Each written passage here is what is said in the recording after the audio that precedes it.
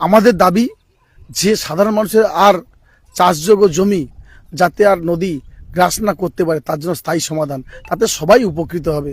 আমি অনুরোধ করব সরকারের কাছে। কিন্তু সরকারের যারা দায়িত্ব থাকে তারা কি করেন? তাদের কাছে দাবি রেখে রেখে আমরা হাল্লা। আচ্ছা, আমফান ইয়াস থেকে যদি শিক্ষা না নেয়, আমফানে এইসব এলাকা ডুবে গেছিল নদী বাঁধ ভেঙে, দিনের পর দিন প্রাকৃতিক বিপর্যয়ে মানুষ নাজেহাল হয়ে যাচ্ছে। তাহলে সরকারি যারা আধিকারিক আছেন তাদের কাছে আমাদের অনুরোধ। এবং এডুকেশন এসডিও যিনি কাকদ্বীপ সাব ডিভিশনের দায়িত্বে আছেন তিনি কি করেন? আমি জানি না, ওনার কাছে অনুরোধ রেখেছি আমরা যাতে কংক্রিটের বাঁধ হয়, শুধু এখানে নয় সব জায়গাতে।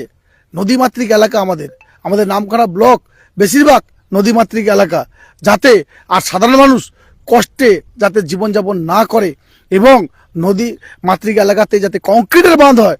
ইরিগেশন এসডিওর কাছে অনুরোধ রাখবো আমরা।